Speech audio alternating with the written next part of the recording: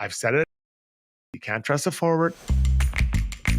Listen to my words tonight. Don't just fall in love with my face. I used to be somewhat of a big deal, wheeling, dealing, no bucket in the warm-up, people carrying my bags in.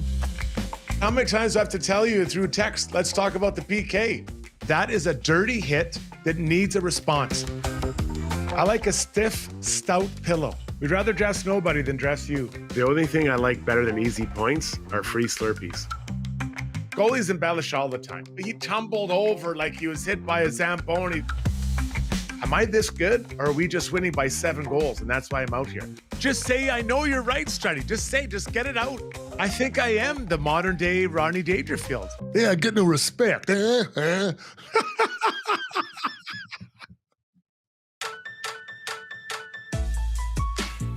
And now, Weiss Johnson presents Struddy's World. Here's your host, the 4th most famous Wahlberg brother, just behind Paul. It's Jason Strudwick. How are we doing today, everybody? Great to be on today. Struddy's World starting. It'll be myself. Of course, Zubie's with us. Ryan Rishaug will join us in about 15 minutes' time down at Oilers practice. And for the first time this year, Jamie Noodles McLennan will join us. We'll talk a little Oilers, talk some goaltending, and obviously the state of the league. The Oilers lose 1-0 last night. Did you sleep well? I slept like a baby, like an absolute baby. In the last 2 games, the Oilers have given up 1 goal. That's right, 1 goal in the last 2 games compared to where they were before. That is a great, great sign and a great trend we'll get into as the show goes over today. Our title sponsor is our good buddies at Weiss Johnson Heating and Air Conditioning. Should you need a new furnace, air conditioner, hot water tank, or garage heater, Weiss Johnson is now offering 24 months, no interest, equal payments. OAC to make your purchase easier heading to the Christmas season. Their family helping your family for nearly 50 years, 50 seasons. Visit wjjingle.com for exclusive specials for Got Your Back Jingle lovers. Zubie, hit it, my man. Weiss Johnson, whoa. We're proud to be local and family owned. Oh, that's perfect. That is perfect. Zubie, great to have you here today. Struddy's World's launch. We've got our buddy Jamie McLennan back again. That's very exciting. I'm excited to see Noodles back. We had very high levels of chirping between you and Laddie Schmid on Got Your Back the other night, and it's always enjoyable to see you and Noodles get into it too. So I'm looking forward to it. Yeah, I mean, the morning after, right? We're feeling pretty good. 1 goal the last 2 games. Stuart Skinner has looked very calm, cool, and collected in the pipes, but so did Jesper Wallstedt. If my phone bings one more time with one of my buddies telling me about Jesper Wallstedt, how the Oilers could have drafted him, yeah. I think I'm going to throw my phone into the ocean, buddy. Yeah, that there was a conversation on the pod last night in the chat that was getting very heated about, and a number of people, specifically, I think our friend Neil Garrity, reminding everybody that, Henrik Lundqvist was picked in the 7th round. So every team could have had him, it was like the draft day, those draft day, what do you call it? Like revisionist history. Oh yeah. I'll admit there are some people who are really, really into the draft. I follow it, but I'm not really into it. And there are some guys last night trying to say, that's the guy I wanted in 21, 22, whatever it was when they, so like my hat is off to you if that's the case, but I don't think very many people were crying for that at that point in time. So those are hard conversations to get into, Struddy. I remember we had, when they took Nail Yakupov, I was like, no, they got to take Ryan Murray. This is a foundation defenseman, top pairing defenseman. And he was pretty good for a while. Then he ran into some injury issues and kind of faded away. But tough draft. That was a tough draft. Not a good draft. No, not ideal. And Ryan Murray ended up playing for the Oilers for a very brief time. He did. That was kind of the thing coming around. But nobody they did not excel that draft, especially the highest picks. Yeah, that was a tough one. I think Galchenyuk was in there as well. So a lot of people who are on the sidelines watching right now. Well, let's get into it. Let's get up to speed right now, brought to you by McDonald's. Who's of Canadaville do be warned? The Grinch is back and he's feeling quite scorned. He's built a worse box with odd socks as a prize and even left behind a Who Hash surprise. Looking to see the Grinch's big reveal? It's only at McDonald's, his Grinchiest meal. For a limited time only, while supplies last, at participating McDonald's restaurants in Canada. Man, that is a tongue twister. And you nailed it. Well, I've been practicing. The people at McDonald's, I know you're just trying to screw me up. I love the Grinch. I love the whole thing, but man, is it throw me off, and I start getting the cold sweat as I work through it.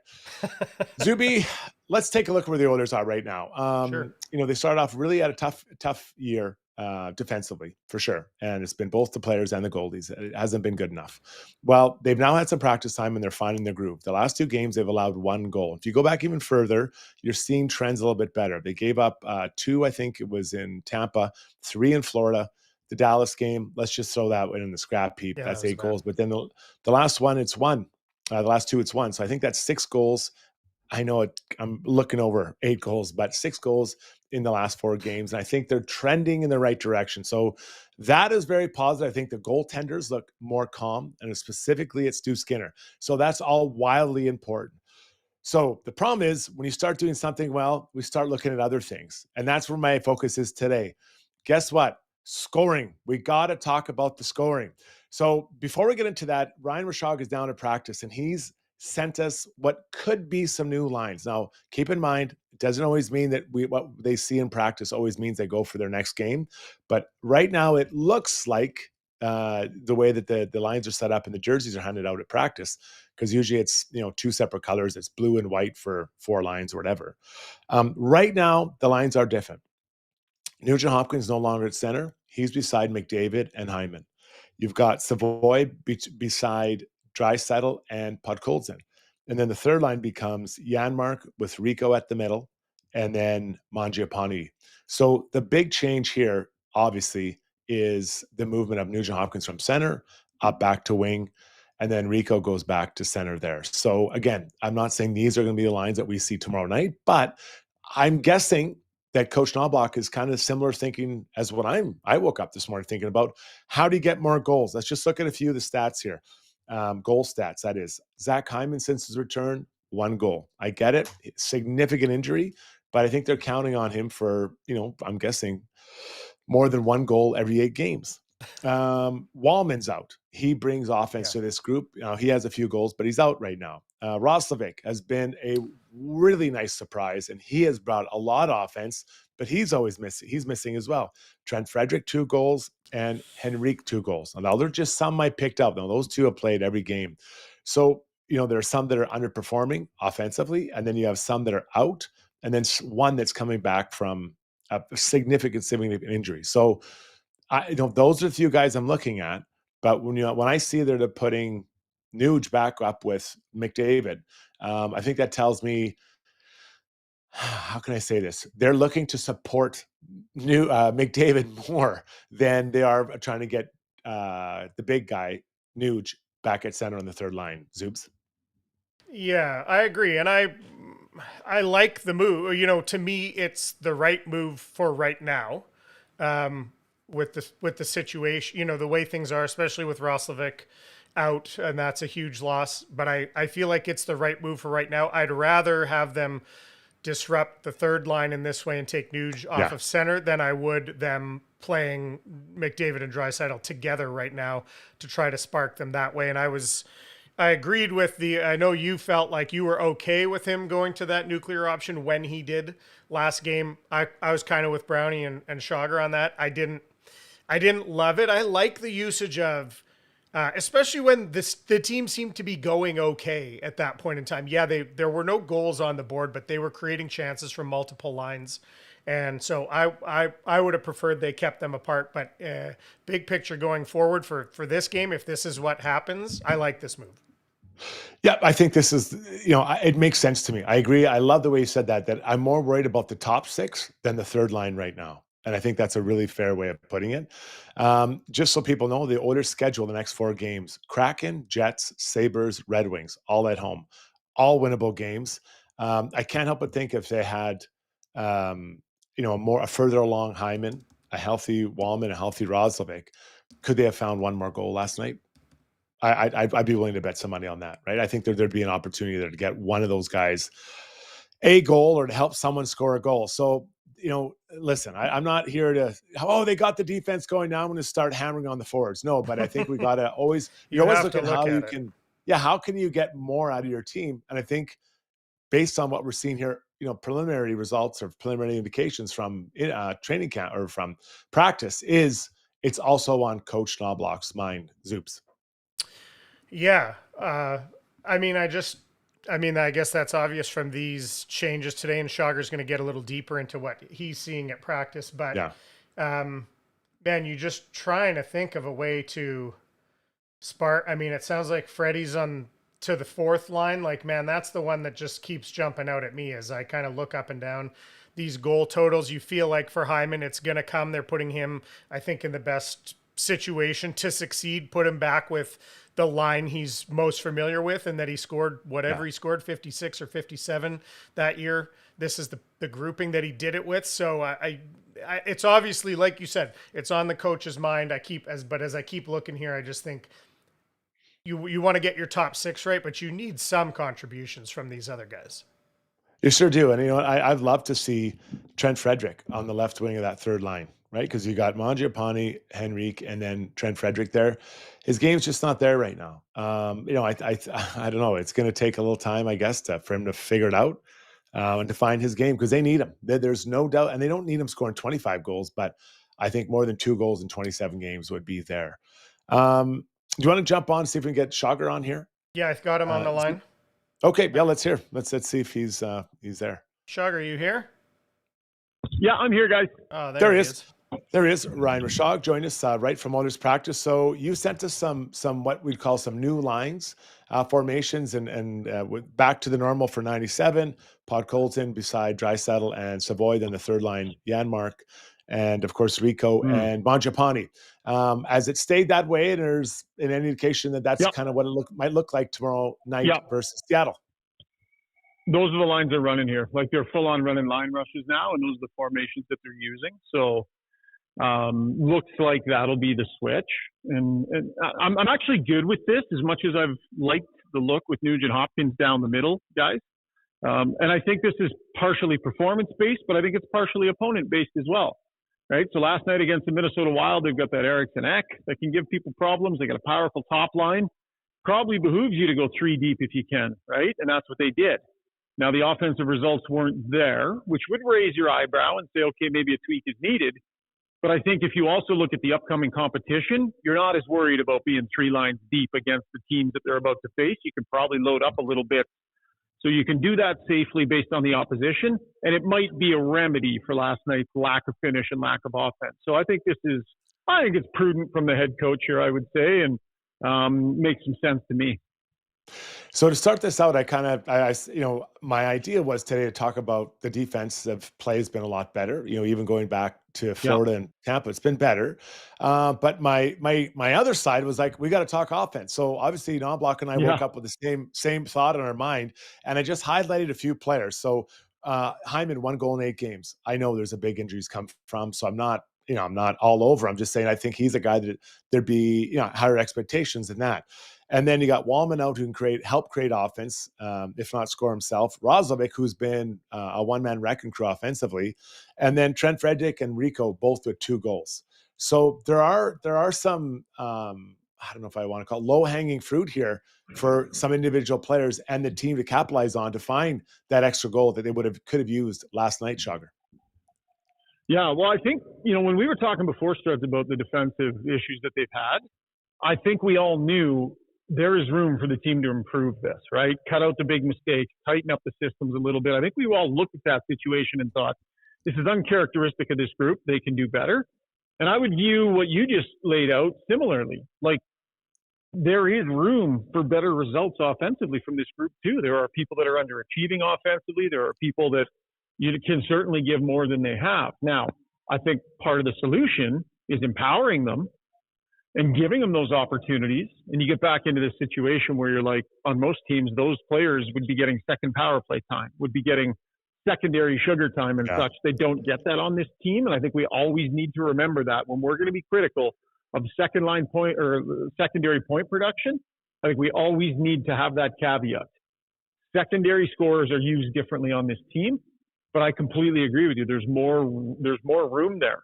And Struds, if I can, not to derail your segment but there were a couple of videos that I tweeted from practice today. And since we're here, let's take a look at some of Knobloch's approach. So you woke up thinking about offense. Well, I walked in 10 minutes before practice was supposed to start. Zubie, roll a video of him and Draisaitl. So this is what you see at center ice, Fred. You see the head coach and Leon Draisaitl standing at center ice, just having a nice cordial chat. They sat there. I would say it was probably 3 or 4 minutes, which is, that's a good amount of time on the ice in gear, ready to go, to be sitting there chatting. So they had a discussion there before practice got started. And then the other one that's interesting too, and this is hands-on coaching, Strud. So we talked last night about Clattenburg's turnover in the neutral zone, and he ended up missing a couple of shifts as a result of that. Well, today, before practice started, Knobloch calls Clattenburg over, and he has a discussion with him. And then they start running this specific drill. Now, this is the head coach gathered the pucks and had Clattenburg head to the wall, take a bounce pass off the wall in the neutral zone. This is exactly the area that he made the mistake last night that cost him a few shifts. So this is hands-on problem solving from the head coach. And again, to your point, a wise man once said, the practice fixes a lot. But just to give people a bit of a sense to Knobloch's approach this morning before actual practice even got going, a chat with his big guy, and then some problem solving with the other end of the lineup. I like this. Yeah, that's really, I love those. And it's great to see it. So I think what will happen is, I think for the last while, his probably feels like his house is burning down. Everything is a problem, right? So I think now that maybe feels like he has some traction with the big issues, which were defensive play, I think now he can take some time to dial in on specific individuals. Not that he hasn't been over the course of time, but there's just so much to deal with. You're like, I got to deal with the big things, and he's got those down. So, the Clattenburg turnover, I mean, that's a young player trying to do too much. And sometimes you just have to eat it as a player. Say, I'm just going to put this puck where I know it's not going to hurt me, and specifically not hurt the team. So I like that he did that. He got him back on the ice last night. He got him back out there after that mistake too, though, remember?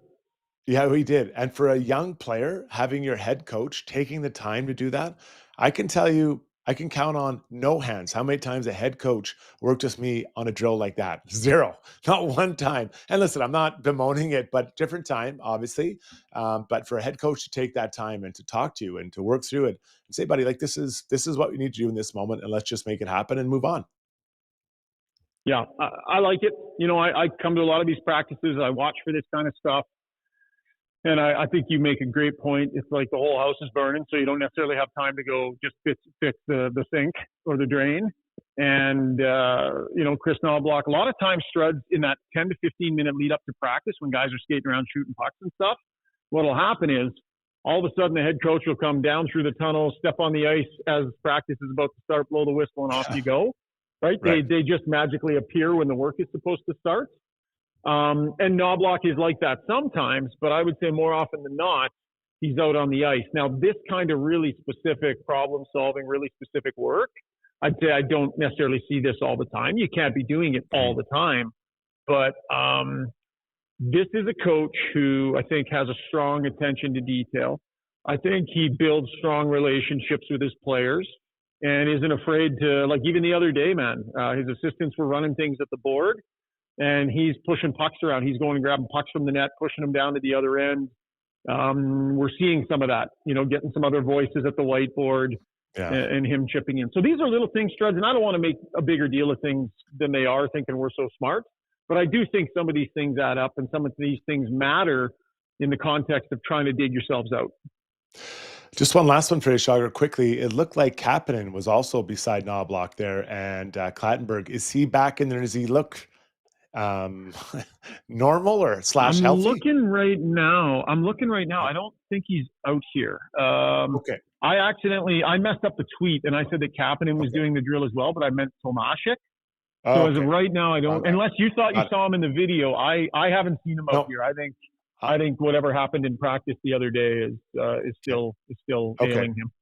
Okay, not and good no for Wallman him. out here today too. I would say no Wallman. Okay, good updates. Yeah. So basically the same group we'll have for tomorrow night's game. Thanks, buddy, for doing this. Get back to work, and we'll do Got Your Back with you tomorrow night post Seattle Kraken game. Sounds good. Hey, Struds, really quick before I go, do you remember that time we were doing a Got Your Back show and we were talking about the goalies? And just randomly, your friend Jamie McLennan phoned in because he was so adamant how wrong you were. He actually had the gall to call into the show to hop on live and put you in your place. I just wanted to remind you of that before you welcome Jamie onto your show. Yeah, he'll get his. Usually I like to chirp people when they're not here, like behind their backs. That's how I always do it. So expect after he hangs up, that's when I'll attack him. Thanks, buddy. Say hi to Noodles for me. Him and I are will, kindred spirits. We have a mutual interest in humbling you. Oh, here we go. Here we go. All right. Get out of here. All right, Zubes, jump in here, buddy. I made the comment last night. I expected Stu Skinner should have saved that single goal last night. And you, what are your thoughts on that goal from the point off of one faceoff? Yeah, I got into it with a few people on the chat who I guess I was frustrated too for people to come in and say, they lost a 1-0 game because of Skinner. So it wasn't that anyone directly said that, but it was kind of like, of all the things to point the finger at tonight, it didn't feel like the goalie letting in one goal was like a big point of contention. So, but I did get a little bit frustrated because when I first saw that goal go in, I thought that's a bad goal. That point shot, high glove, goalies love it there. We can wind them up there, right? Like that's a spot you usually want a guy to shoot. And it wasn't right under the bar, it was kind of middle of the net. So I thought that's a bad goal. But then when I watched it again, the real key important thing there is that the other Minnesota player, as they all shift to the right off the faceoff, is blocking. It's not a traditional screen, but Stu can't see the puck coming off that guy's stick. It's the point at which he's screening him as he's going across. And I was just trying to make sure that I was trying to get people to understand that, yeah, it's not a traditional screen, but that's so important for the goaltender to see the puck coming off the stick. And I believe still that it was a savable shot. It wasn't a bomb. It was a very good shot. But it wasn't a bomb. It wasn't under the bar. It's a savable shot. But that's really the key in that goal, is that he couldn't see it at the point of contact as it came off his stick. And that's exactly why you see that kind of little bit of hesitation. And also, he might have been a little bit slow to shift over from the draw. He's right in, he's right up on the top of the crease facing the draw. He might have been a tiny bit slow coming over or trying to look around that screen. But that went from me when I saw that angle. It went to me from a bad goal to a, almost not unsavable, certainly savable, but it completely changed my perspective on that goal. And that might just be a goalie thing of that, how important it is to see the puck as it comes off a guy's stick. Yeah, no, it makes sense. And I guess, I just look at it from a D-man's perspective. The screen was pretty far out there. I would like to think he could have picked it up sooner. And it's such a tight game. I'm with you. They didn't lose the game because they didn't score any goals either. So, I mean, that's pretty crazy. But that's one you're like, man, I'd love to have that goal. Well, we have Jamie McLennan coming up a little bit later, so we could get to him as well. So why don't we do this? Why don't we take a quick pause? When we come back, we'll play the field before we get to Jamie McLennan. Stay with us, everybody. At Modern Measure, every item of clothing starts from scratch and is designed from the ground up, based on both your style preferences and current fashion trends.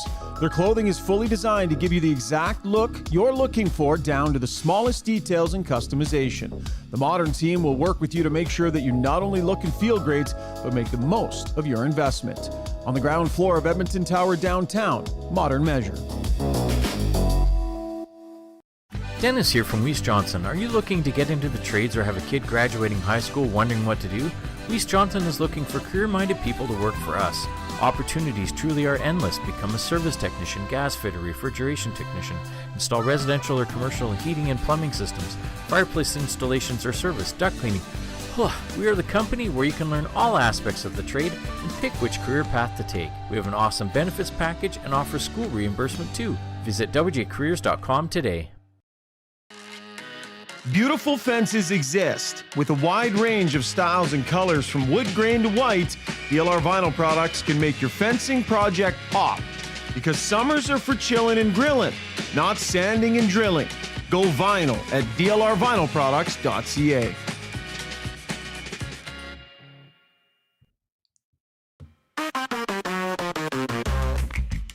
Welcome back to the show, everybody. Thanks for joining us today on Struddy's World. We're here every Wednesday, part of the Got Your Back family. Let's get now to Playing the Field, brought to you by Modern Measure. Holiday shopping doesn't have to be hard. Give the gift of looking sharp with a Modern Measure gift card. Located in Edmonton's Ice District, they're the leaders in made-to-measure style, from tuxedos to custom denim. Buy a gift card now and get a bonus 10% extra. Committed to provide you with a 5-star experience with a personal touch and attention to detail that will exceed your expectations. Visit mdrnmeasure.com. Our good buddies at Modern Measure. All right, Sorry, well, before we get into this, I just have to answer one more question. Mark Copeland says it was bad goaltending. He saw it all the way, plus you have to score. That's my point actually here. It's a savable shot, but it's not bad goaltending. It's a difficult save. That's what I'm saying. Yeah. It's savable. That's fair. I think that's a good way of saying it. He could have had it. He didn't get it, but it was possible. I think that's fair. Not impossible. Okay. Woke up this morning, wanted to talk some NBA and some Major League Baseball. And my first thing that showed on my tweeter deck was Giannis Antetokounmpo. What? Whoa, that was a tough one. Let's just call him Giannis, a Greek freak from Milwaukee. According to Brian Windhorst, like a real insider for NBA, reportedly did ask for a trade before the season. He also, Giannis, apparently just scrubbed any mention of the Bucks from all over his social media, except for when they won the championship. I think that was in 2021. So rumors are flying that the big man would like to go somewhere else. I read Lakers, which would be insane with, beside the two superstars that have it already. And Zubie, you heard the New York. So, I mean, rumors are flying. This is a 30-year-old star, really good player, can do everything well. I can only imagine the type of situation would happen if this guy was actually traded and, leave Milwaukee, a small market he's been for a long time. Yeah, and I think that's as we hear, as you hear the rumor, New York or LA versus Milwaukee. Yeah. This has been rumored since he was winning MVPs. It's always been talked about, he'll want to go somewhere else. Eventually, it seemed like he dug his heels in, but it seems like now he's kind of accepting. I don't know too much about contract situation or whatever, but it sounds like now it's come time for him to move on. They're 9-13, so they're not out of it. But both the Knicks and the Lakers doing well. I think the Lakers may be a bit more of a surprise than the Knicks are this year, as they've been kind of trending up. But it's kind of a shame. I'm sure it'll suck for Milwaukee Bucks fans, or the ones that are out there. All three of them. All of them. Yeah. It's pretty crazy. And listen, I always feel bad when I see small market teams lose their stars. We'll go back to LeBron James, led to Cleveland Cavaliers. Like, it's really tough, but he did win him a championship, as did LeBron. He had to go back though to win that championship, but they did get a championship after all. So not all's lost. Now, a little bit closer to home, the Raptors are surprising to me. Second place currently in the Eastern Conference with a 15-7 record. Grady Dick has had a bit of a slowdown with his play, but there's a lot of good things happening with this group, including their coaching staff. Pretty amazing that they find themselves second in the East, ahead of teams like we just mentioned, the Knicks, Miami, and Atlanta. And leading their division. And Scotty Barnes and RJ Barrett doing things the way they expected. But the big kind of turnaround is Brandon Ingram, who I remember that name because he was the guy the Lakers drafted second overall the year Kobe retired. So he was and he was 18, I think. So he was supposed to step right in as the Kobe replacement. And it never really worked out. I don't think he even made the playoffs in his time in LA. So that was a name not following NBA super close that I was surprised to hear and happy. It sounds like he's had some injuries along the way. So that's pretty cool for, the Lakers, or the Raptors lost like 52 games last year and 57 the year before. So it's been tough sledding since they won that championship. So kind of cool that maybe they're getting it back on track, especially with RJ Barrett, Canadian guy, holding it down too. That's pretty cool. Very cool. Now, another Toronto team, the Toronto Blue Jays, are spending money like a drunken sailor. So just give you a sense, last year their salary was, their total salary was $258 million.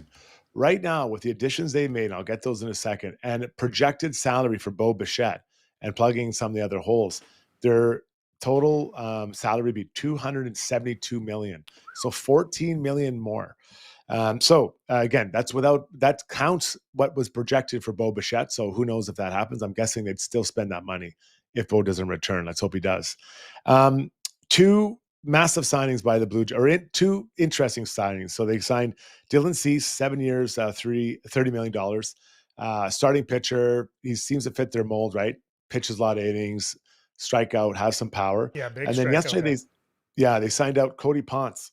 Cody's a 6'6" pitcher, played in the major leagues for a while, actually went to Japan, then went to Korea, where he became the MVP of their league. He's seen some uptick in his fastball. He's from 95, kind of was his average now, and he's seen it up in the 99 range. When you're 6'6", that's coming in hot. And then apparently he's worked on a cutter, a new pitch for him since leaving the MLB. So he's 3 years times 10 million. So with both these guys, they kind of have 7 guys in the rotation now, Zubie. That is really good because that's no Max, no Bassett. I'm not sure where that leaves those 2 guys, but it feels like they've at worst stayed the same and most likely upgraded their starting 6-7 here. Yeah, 6-7 is right, Struddy. You got Gosman, Cease, Bieber, Savage, Barrios, now Ponce. Ponce is he's going to be that wild card, but I love when teams take a chance like this. For this guy to, be the MVP of the Korean League. Like, I don't know, that's got to be something. He's been in MLB before. He was committed, went over and played in a couple leagues in Asia over, a few years here. And it sounds like there was other people interested. So I love the move. And then they also add Eric Lauer and Bowden Francis as kind of the other guys who could be starters. I'd be sad for them to lose Chris Bassett. I really liked him and I liked what he brought, especially coming in and just being a guy who wanted to win, coming in from the pen in the World Series. But I have a feeling like more likely is maybe a 1-year deal for Scherzer to come back. I have a feeling he wants to be back with this team, and he's a guy obviously at his age. He's going to be looking at 1-year deals from contenders, period. Like that's all he's going to be considering.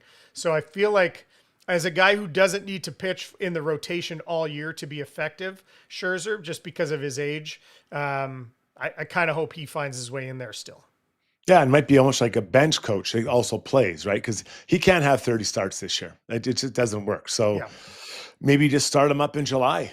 Like honestly, I'm not sure. Maybe that's something to consider. But they've got a lot of arms in there and a lot of arm talent. So if it puts it together and gets them one more win, that'll be pretty decent for sure.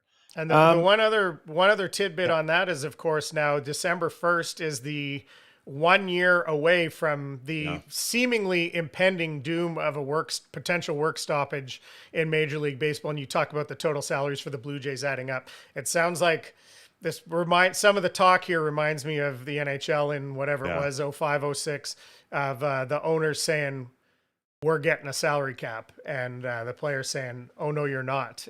They have the luxury tax system, which doesn't seem to be much of a deterrent. So it sounds like it's all coming to a head, but at least they moved the date that the CBA ends, as it was not in 1994, out of the season. It's December 1st, so it wouldn't be so full season still to be played, but I'm not very optimistic about what's going to happen after that. I'll say this. I think the difference is that I think you'll have, when we went through it in 04, 05, it was the owners versus the players. I think what could happen would be the owners and some other owners versus the other owners versus the players versus some other players. Like everyone's going to have their own opinion, and this could be really messy. I think though, when your team has a $30 or $40 million payroll and you're playing against a team with $250 million, how can you compete, right? You might have a magical season, but long-term, I just don't think it makes sense. I think the owners might be onto something here. I can't believe I just said that after what we went through a few years ago. Okay, well, let's pause and when we come back, we'll get Struddy's buddy Noodles joining us for the first time. He's been on a journey of self-discovery. We'll find out what he's been doing and why he's been too busy to join us. Struddy's buddy's next. Stay with us, everybody. Who's of Canada? Is back at McDonald's, and he's feeling quite scorned. He's tired of the holidays. He's tired of the cheer. So he'll make sure no fun is had this year. He's built a worse box and even more odd socks. Replaced all the fries with a Who Hash surprise. So if you want to see the Grinch's big reveal, you can head to McDonald's for the Grinchiest meal. So at Timberhouse, our guiding philosophy is naturally inspired living. We believe that through design, we can solve problems and enhance people's lives. We follow biophilic design principles in all of our builds to incorporate natural materials, natural light, to enhance all the spaces in a home. When you have your space perfectly reflect who you are and what you value, and it's made well, we think that that just leads to better living.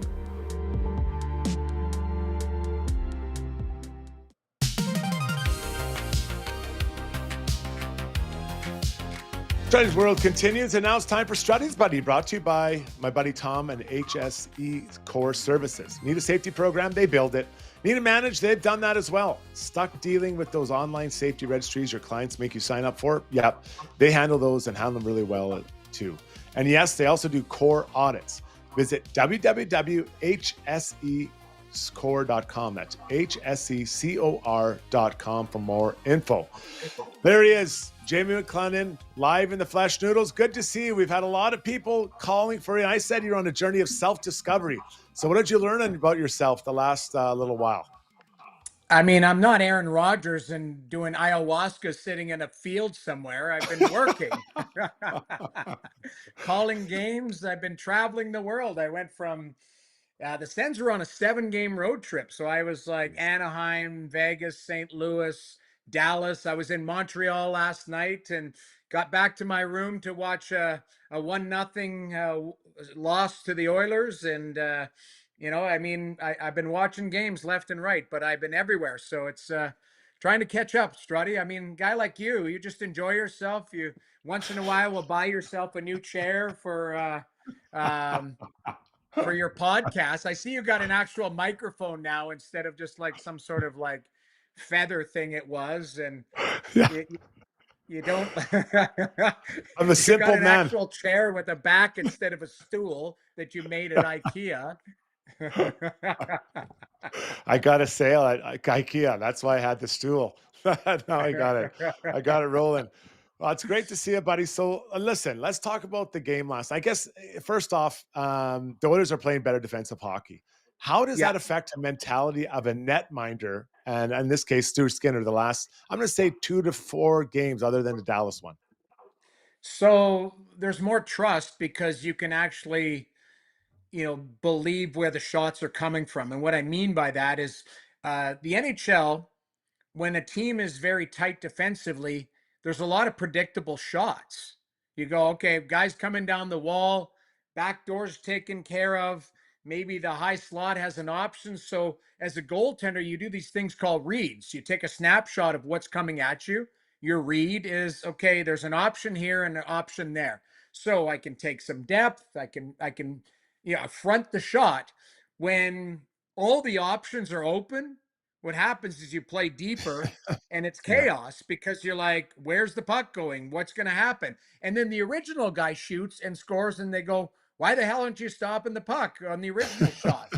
So I think as a goaltender, it becomes, when the game becomes more predictable in front of you, you can actually play and settle into your game. And if you're a big goalie like Stuart Skinner, you can front the puck because you're 6'4", and a lot of pucks will hit you. That's the way I see it. And in games where, the speed is at an all-time high right now, and maybe the creativity of some of these forwards, now all of a sudden they get you moving and opening up, and it doesn't look as good. And that's what we've seen. When Edmonton's off. They're red rotten off type of thing. When they're on, last night, I think the process was there for them. It's unfortunate that a guy that they could have drafted was playing at the other end. And I know that's the noise in Edmonton right now is Wallstead, but he looks like a nice goaltender.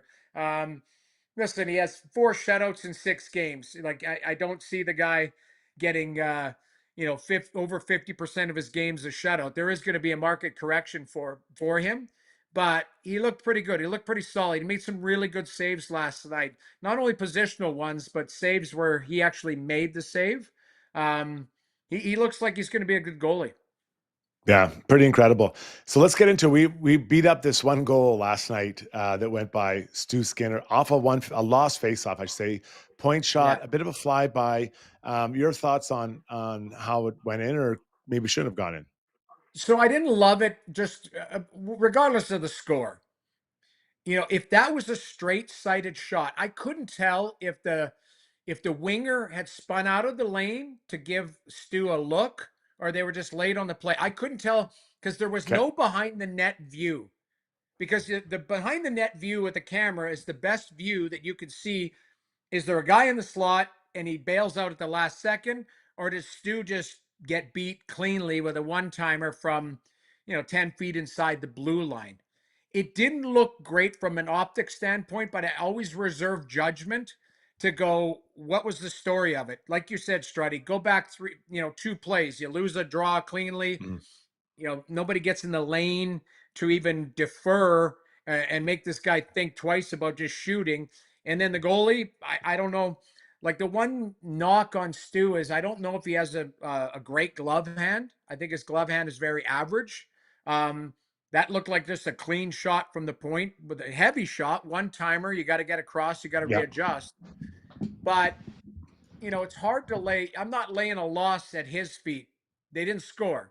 So even if he gets a shutout, they tied the game last night. So you've got to figure out another person to blame it on. I don't blame it on Skinner. I thought he made some good saves. I thought the team played very well in front of him. It was just one of those nights where Wallstead made 1 or 2 extra saves other than the goalie at the other end. So, but I didn't love the goal, Struddy, but I didn't say it wasn't like a softie, but it's probably a stoppable puck if it's a clean-sighted shot. Jamie McLennan here with us. The Noodles were not that far away from the start of the Olympics. And as we wake up this morning, Celebrini and Bedard are second and third in league scoring. If it was your team, would you bring 1, 2, or none of these guys to the Olympic Games? So I would take one for sure, and that would be Celebrini. Because, and this is no slight on Bedard. I'm going to get to Bedard in a second, but I'll start with Celebrini. From the minute he stepped into the league, Celebrini, I think, was farther ahead in his progression defensively. And I look at it, there was a time last year that Celebrini, I believe, was second in the league in loose puck battles and winning the puck back. That says a lot about a kid.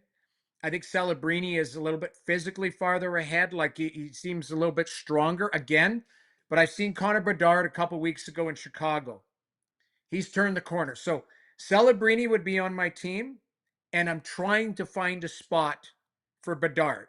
That's where I would say, because Bedard has now, I think the light's gone on for him.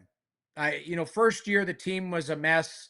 They bought him out. They didn't really surround him with a lot of, high-end skill or veterans to kind of show him the way. They brought in Corey Perry. That didn't work out.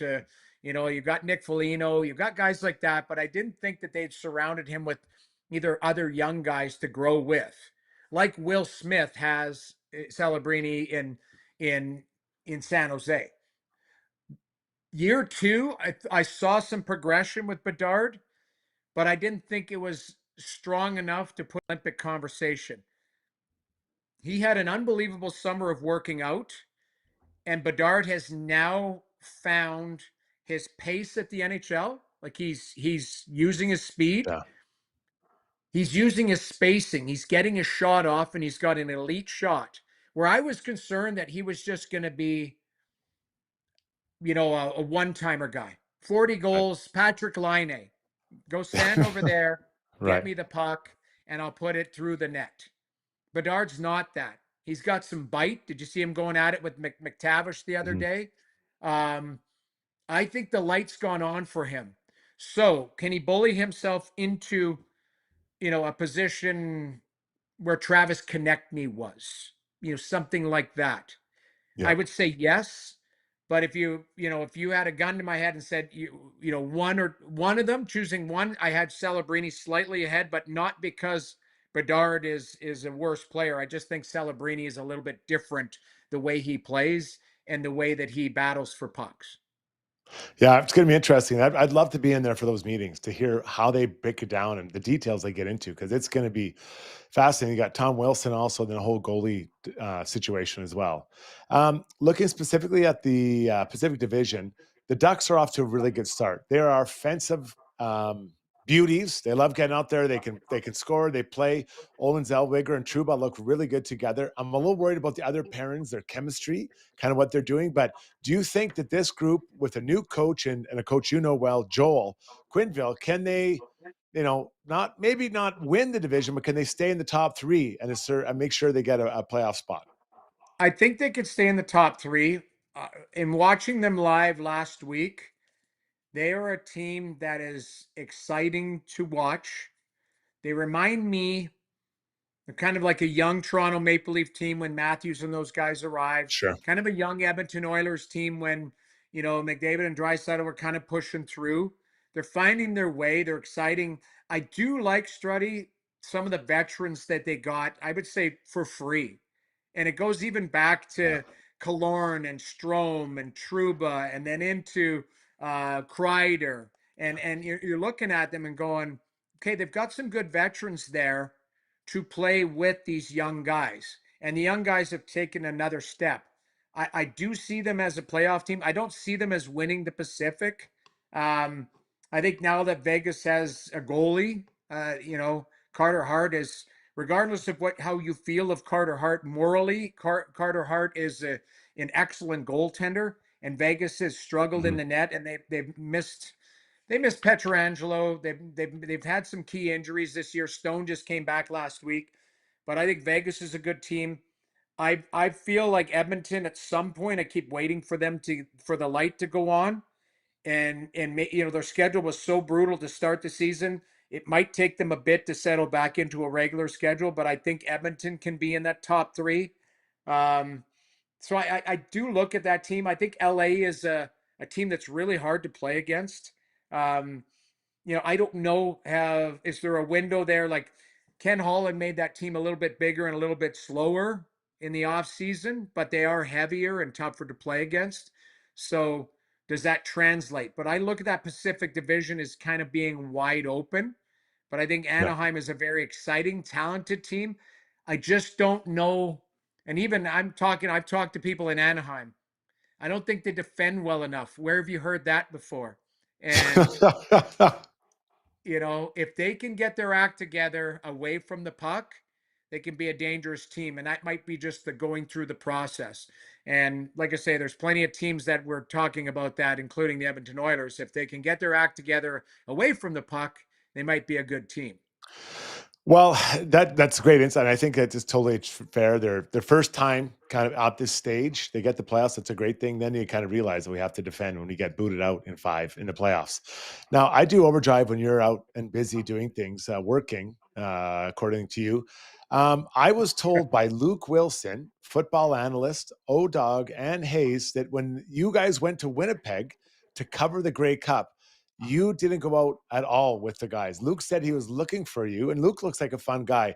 You said, I'm turning in. I got to get some rest. Noodles, I've been out to you many times. You have friends in every city, town, roadway, crosswalk across the world. And you're telling me you went to bed in Winnipeg? I can't believe it. I said there's no way you did. I did, but they're acting like there was this big night out. There was no big night out. People went to watch the Leaf game at a Boston Pizza. I'm like, I was just at a Boston Pizza.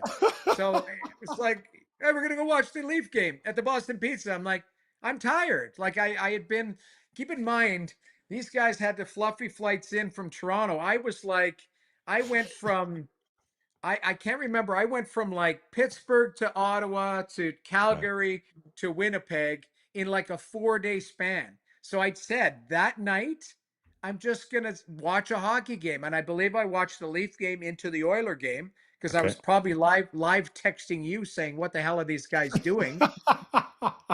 and then, but yeah, I mean, even last night in Montreal, I was invited for a beer. I was dead tired. I went back to my room and watched a 1-0 loss for the Oilers, even though it was a decent game. But so yes, there's times to go out and floor it, and there's times to just take it easy. Put it that way. So Luke Wilson, I'm going to go out with him very soon. I like that guy. He's a fun guy. Okay, I'll listen. I'll trust you. There's no reason to lie. You've never lied to me before about your nighttime, except when you went on a date when we were in Vegas, which still I still can't believe. We'll save that story for another day. I still can't believe that happened, but I'm sure it was a lasting relationship. It was a bowling date, wasn't it, or something? It was a day date for a beer. What are you talking about? You meet somebody, you go meet somebody for a beer instead of sitting by the Yeah. pool and drinking 100 Yeah. vodkas with you. I did that 3 hours later. So Hope you had a good bowling game. Okay, buddy. Thanks for this. We'll talk to you again soon, man. All right, thanks for having me. We'll chat later. Oh, geez. The great Jamie McLennan. What a funny guy. Absolute beauty. Here, let's get to our digital sponsor brought to you by Timber House Developments, the leader in custom and infill development. If you're tired of cookie cutter, copy and paste designs with no soul, see the team at Timber House and discover how naturally inspired living can make your life better. Take all the guesswork out of your infill project and work with experienced leaders. Visit timberhouse.ca. And apparently they are going to send a group of people over to Italy to finish the arena. They've said they're going to get it done. Timber House is on it. They got their tool belts, their hammers, and they're going to get it done. So I'm going to steal this. I'm going to jump this one and just share a quick story. So Jamie and McLennan and I have been really good friends for a long time. Noodles and I decided we're going to go to Vegas after the season. So myself, Noodles, and one other guy, Sean, we all go down there. So we said, okay, we're just going to take it easy on Sunday and fly home Monday. So no problem. So Sunday night's our last night there. We've had a lot of good times. So the three of us are going to go out for dinner. So the guy I was with, Sean Hags, I call him Hags. And we're sitting at breakfast like, hey, man, let's figure out what we're going to do today. Let's go by the pool and hang out, whatever. Great. News is like, I can't. I've made a date. I'm like, I'm sorry? He's like, yeah, I met somebody. I met somebody here and I'm going to go on a date. I'm going bowling. I'm like, are you shitting me? And Hags is like, can't believe it. Like, we're in Vegas, the three of us together. We're here to be together. And you're going, Dave's like, no, I think this is really something important for me to do. So I was blown away by this. And so sure enough, he leaves us. Now, I wasn't like we were in bad hands. We were at the pool. We were having a good time. And goes, I don't know how long he was gone for. I'm not going to lie. I had a pretty good night. But like, who does that on a guy's trip? You never leave a man behind, right? Seems like that is... And this has got to be like pre-Tinder, right? Like this is like we were young, like maybe 22, 23. And I'll never first, I'll never let him him down. But I will never get over it. That's just something you don't do.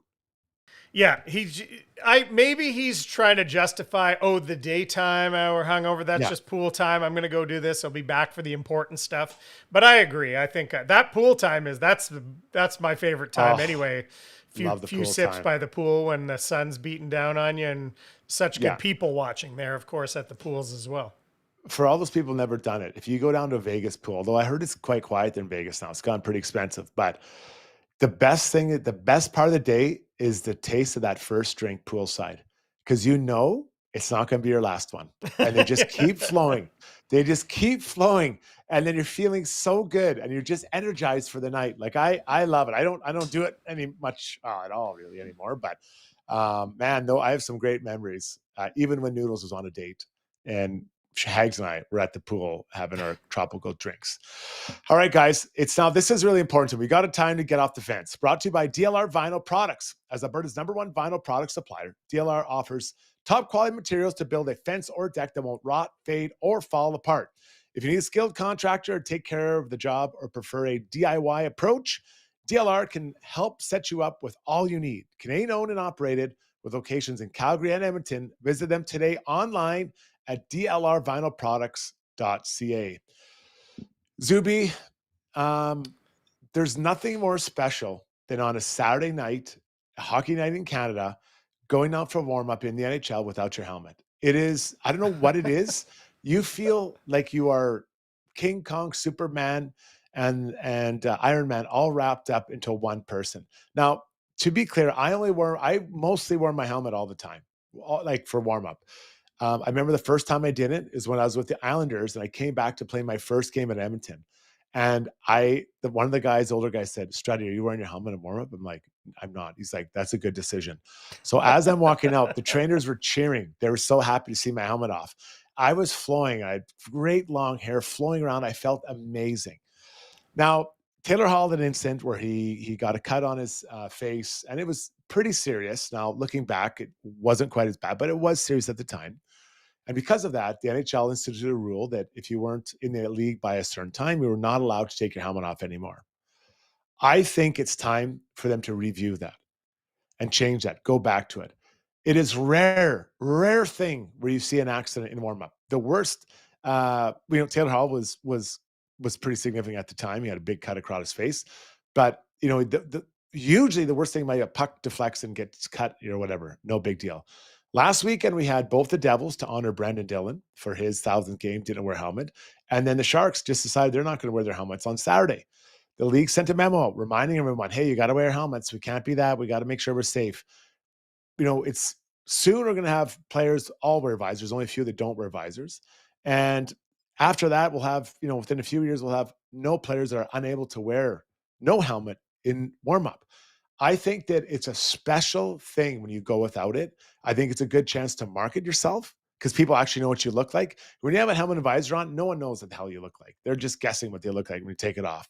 So the NHL, Gary Bettman, I know you listen often to what I have to say. Yeah, definitely. Take away that rule so players can wear their beautiful hair, dippity-doo, flying in the wind, because I think it's not just good for the team, but it's good for the league, Zubie. So it's time to get rid of it. It's time to completely banish it. I don't know. It's just pure vanity, though. I mean, I get it's a feeling, but it's just, if I'm an owner, if I'm going to play devil's advocate and be on the owner's side, it is chaotic. Warm up can be chaotic. Guys skate, there's lots of guys shooting at the net while other guys are skating nearby. Darnell took one off the forehead or was he wearing a helmet? I can't even remember. I thought he was without his helmet when he took that one. And off a deflection. I don't know. I get it, Struddy, but it's just hockey player vanity. How about they make like a warm-up helmet? You could certainly tell the guys you don't have to have a visor in warm-up. You could almost make like a warm-up helmet that's just like little more than a Jofa bucket, so you could still get that face time and not have to wear a visor. I totally understand the owner's perspective of we just want to make it safer for our players. But then at the same time, how many guys have been injured in weird off-ice stuff already, even just this year? Yeah. Well, I think some of those have involved a few drinks by the pool, if you know what I'm talking about. Yeah. We're not drinking at the pool before I hit the ice. You're right. It is vanity. You're 100% right, Zubie. But it is so special. When you go down to an Oilers game or any game in the NHL, I mean, you see all those family and kids crowd around for warm-up and your hair is out there just blowing in the wind. It is a beautiful moment for that individual and for those people. So I guess what I'm going to say here is I'm accepting the risk if I'm a player to go out there and make it happen. I'd be interested to know, to chronicle how many actual stitches are handed out per year through warmups. If everyone, so all the games, whatever, what is it, 1,200, 1,300 games? Yeah. If nobody wore a helmet at all or a visor for any of the warmups, how many times are you getting hurt? I bet you'd be able to count on one hand how many get stitches and maybe one finger, anything that maybe keeps someone out of the lineup. I'm willing to accept that risk to share the vanity with all these young players. And I don't necessarily buy the like marketing bit unless they're taking pictures for hockey cards that night, which I guess I understand. But I do understand that making a connection with the people who show up early and come down and get to, I've never been that type, to be there early and watch warm up, but that's really important to a lot of fans. It's important to a lot of people who bring kids with signs and want to make trades for pucks and whatever else and chocolate bars. And so I think that's a more important aspect of it than I guess you can consider that marketing, but on a very small scale.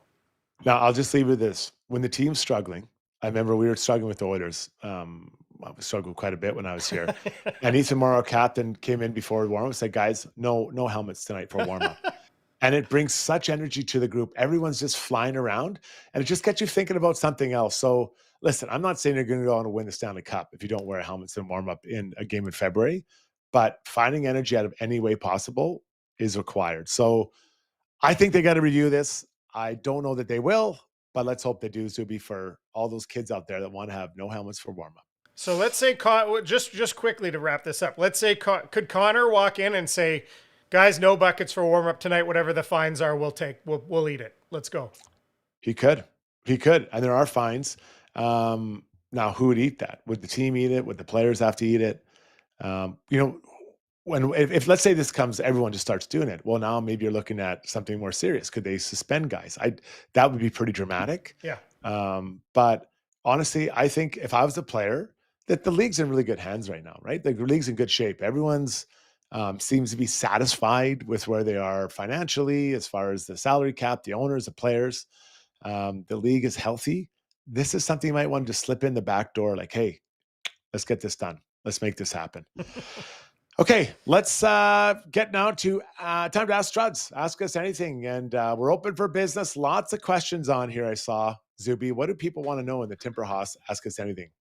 Trizent said, going all the way back to the new lines, he says, does it seem like Leon always gets the leftovers?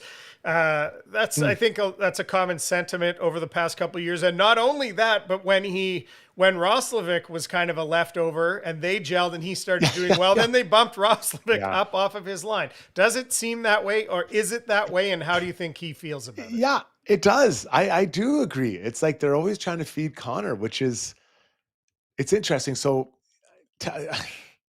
is it easier to play with Leon than it is to play with Connor? Maybe it is, because the pace that Connor plays at, right? And maybe it is a little harder. And that's not a shot at Connor McDavid. Right. I think he's the best player in the world. But, is it harder to play with him than it is Leon? Maybe it is. And finding the right piece is tough.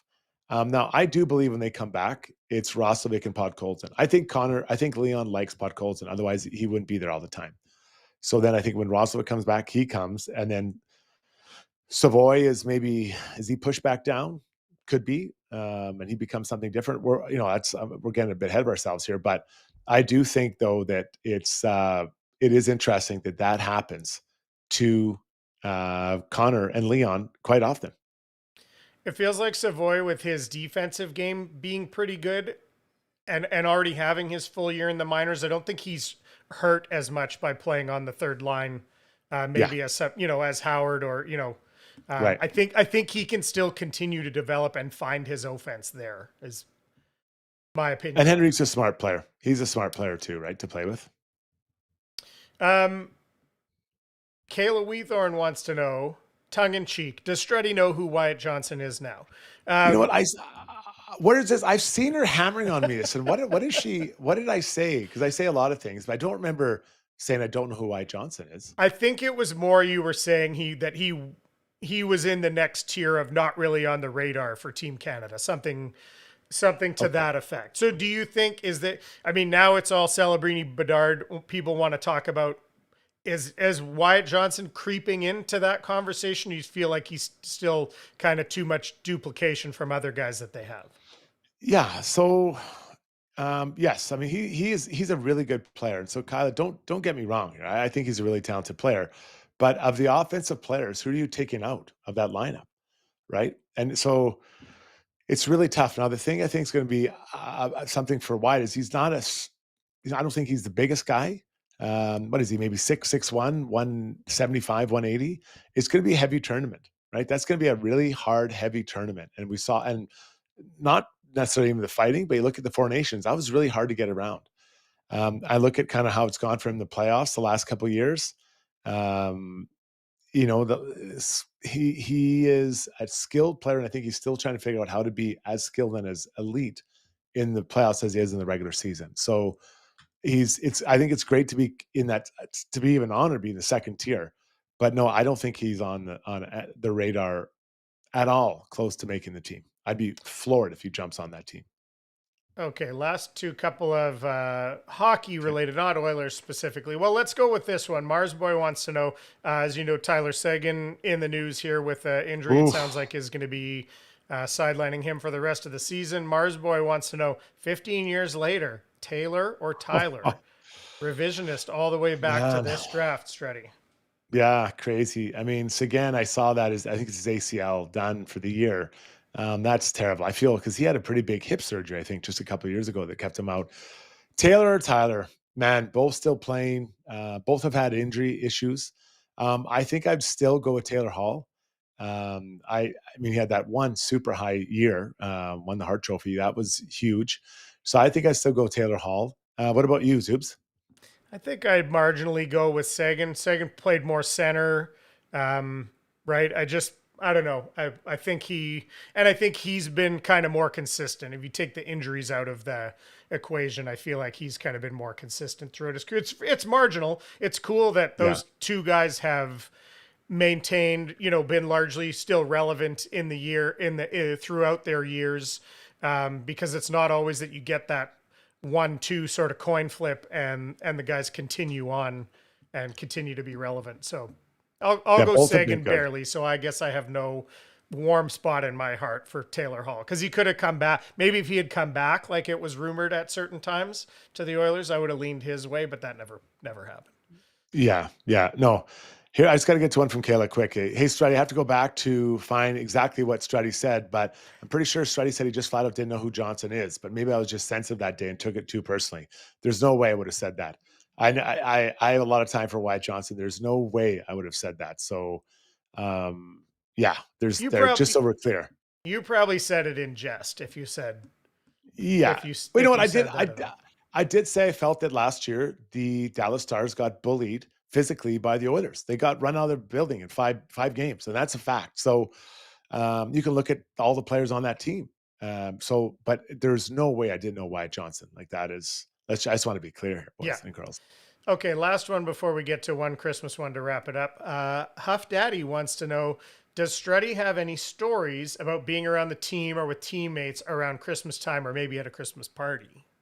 Oh man, I love the Christmas parties. We used to have them. So you had the company Christmas party. Like we had one at the Oilers at the Red Piano, and the whole organization would be there. My wife got up there completely sober and sang, I think it was Summer of '69. I couldn't believe it. And like, I wasn't one to drink at the company Christmas party. Like I never felt that was really appropriate. Maybe I'd have a beer or two, but I don't know. And it's not that I didn't like the people that work for the organization, whether it's Oilers or Rangers. Like I never did it. But we had a Christmas party one time at Glenn Sather's place in New York. He had a sick apartment, like a penthouse, sick outdoor balconies. And it was just the players, the coaches, and Glenn. And so his wife is just, I think it was Anne, was just feeding drinks to all of us. And all the wives are there, and they all got along with Glenn Sather really well. And we stayed. And it came to a point where like Glenn is like, it's time for you guys to go home. And it's like, buddy, it's 10 o'clock. He's like, I want to go to bed. And Anne's like, one more. So we all stayed for like a couple more. And then I think we went home at 11. But it was so funny. We're like, our manager planned this party and he's kicking us out because he wanted to go to bed. That's funny. Oh man, I back in the day when I was cool, I used to be the guy at the party that after I left, the host said, I thought that guy was never going to leave. Mm-hmm. Good guy to be. Now I have no choice. I forgot I was good. So I said, send in any questions. Gord Parchewski took this too far. You can answer this or not, Struddy, but I thought this was interesting. Gord, you can just say yes or no if you want. Has Struddy ever been in the back of a cop car? And ride-alongs do not count, was his caveat. Yeah. No, I've never done that. I have done a ride along, and I did in Chicago. We went to a place called Cabrini Green. I've never been more scared of my life. Like it was really intense and scary, but they were very calm, but I was not. And I'd never been in that situation before. Right. And you don't know what to expect, to like stay close. I'm like, yeah, you don't have to tell me to stay close. I'm basically riding in your holster right now, big guy. So no, I've never been in the back, not for the type of reasons you think. Right. Sorry, where did you say that you did that? Chicago. It was Cabrini Green. Gosh. It was the projects. And it wasn't actually that far from where I lived. Chicago's an interesting city. It's kind of like pockets of communities, and A to B can be quite a different setup. Just socially, financially. But yeah, that was. I'll never forget that. I've never been more unsure of what's going on around me than that moment. Yeah, that's great. That I imagine that was an experience in Chicago. There's of course the good and the bad, as there are in any big city. Every city has it. All right, everybody. Thanks. Last one. Last one. I know we're long here, but I teased the crowd with this, and I said I was going to ask I think I know what your least favorite Christmas song is, but I don't know if I know what your actual number one favorite Christmas song is. So I put a couple out here to the stream as well, and we got Joe Dokes likes The Little Drummer Boy. What else do we have? Kayla likes Sleigh Ride and her favorite slow song, Oh Holy Night. Mars Boy says he went the other way. I like the Beatles, but I can do without that Paul McCartney Christmas song. And Northern Farm Girl coming in with Silent Night, Jingle Bell Rock. She's loving that. And Gord, I'm gonna hitch my wagon to Gord here. He says Boney M all day. And I gotta say, my number one favorite Christmas song, and I've just kind of come to this realization, is by Boney M. It might not be the one you think, though. It's Mary's Boy Child. I love and if you don't know that song, if you're younger than Struddy and I are, go and listen to that. I love the harmonizing and the changes in it. And it's just like, that's the one. I don't know. When I hear that song, it almost brings a tear to my eye. Okay, well, I gotta check that one. I can't recall it just right now. I'm actually gonna do a Struddy's World on my least favorite, because my least favorite should be banned across all platforms. But probably my number one. I'm more a traditional guy. I grew up on a lot of traditional, like Nat King Cole, those types. White Christmas by Bing Crosby, an absolute classic. And whenever it snows, I quickly played. My wife's like, "Let me guess, it's snowing outside." Yeah, that's the point. That's why I put it on there. So. Yeah, really looking forward to some more Christmas songs there. So listen, everybody, thank you for tuning in. Thanks for sharing all your thoughts and sharing your time with us right now. I actually have an interesting place, Zubie. I'm going to see Dave Chappelle tonight at Rogers. Oh, nice. So if you see me there, anyone listening, say hi. I'm a huge Chappelle fan. I can't wait to see what he has to say tonight. He is a genius comedically, in my opinion. I loved the special, the one that kind of got him in some hot water. That one was excellent. Okay. No, The Closer. Okay, The Closer, yeah. The Closer really was great. And then he's got a new one since then on Netflix, and I turned it off, and I was shocked. It wasn't, I don't know, nothing was hitting for me. So I hope you're getting the best of Dave. I think it's hard to not get caught up in his energy and his delivery and the whole crowd in a live show. Never seen him live, but I'd love to. Can't wait to see it. Can't wait to see it tonight. All right, everybody. Thanks for tuning in. Thanks to our listeners, all of our sponsors, and to you, Zubie, our guests, Noodles and Schauger. Thanks for joining us, everyone. Another pod tomorrow night, post-game, Seattle Oilers. We'll talk then. Till then, have a great one. Zub, any final thoughts on the way out the door?